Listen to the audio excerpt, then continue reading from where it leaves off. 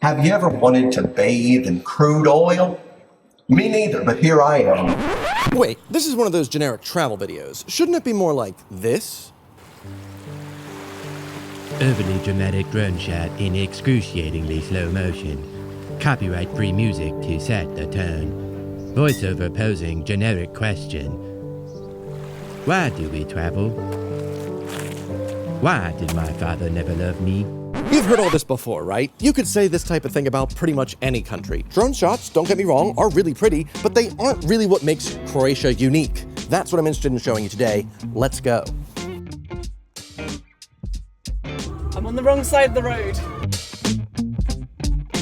This is Hotel Esplanada in Zagreb, the capital city of Croatia. Standing smack dab in the middle of the city, this was built in 1925 to accommodate passengers of a very special train.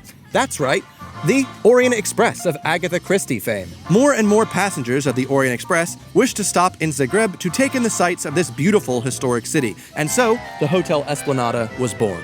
But it wasn't called Croatia back then. Back in the times of the Orient Express, visitors to Zagreb would stop off in what would be called Yugoslavia to do... what is it they did in Yugoslavia back then?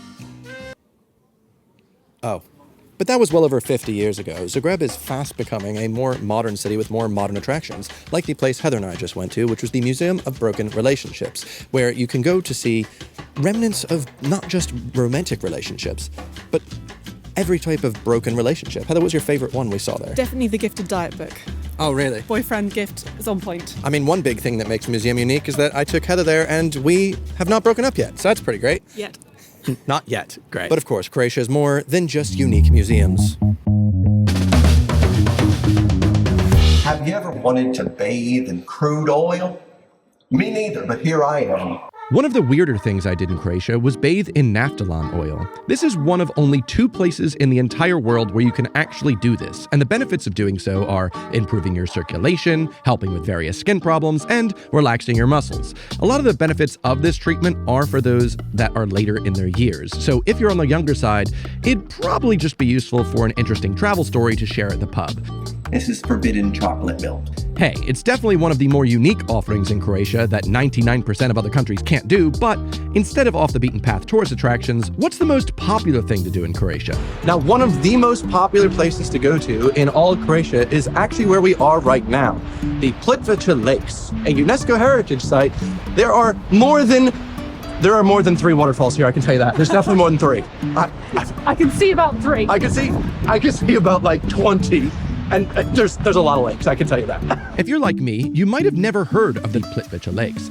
After having spent an entire day walking through it, I genuinely put this national park up there with that of the Grand Canyon and Milford Sound. What makes Plitvice so incredibly unique is the ability to practically walk over the waterfalls. Everywhere you look, there are more and more beautiful waterfalls all around you. Then, after a little boat ride, you walk through a more forested area with even more waterfalls cascading down the tree trunks, under you, on the side of you, in front of you. It's beautiful. It's definitely a must visit. 10 out of 10, absolutely must see.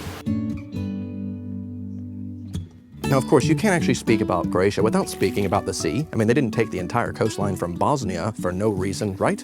But I'm sure Croatia would love it if I talked about their small little towns like Crikvenica, like Opatija, these lovely little seaside towns that have like 5-star resorts and lovely quaint amenities. But, in fact, the part of the water I want to talk about is actually the bottled water and the tap water. It's way better than I actually expected. You know, I'm a big water guy, I enjoy water. Don't really like sparkling water, but yet I've had the brands Jana, and for sparkling, I think it's Jamnica, and blown away with how pure and silky and delicious it was. I know that might sound weird. It's like, what? Delicious? Sparkling water? You don't like I know! And I guess it makes sense considering the water here is so blue, so clear, and I mean, the locals like drinking it from the source. So maybe I could just bottle some up and bring it back to London.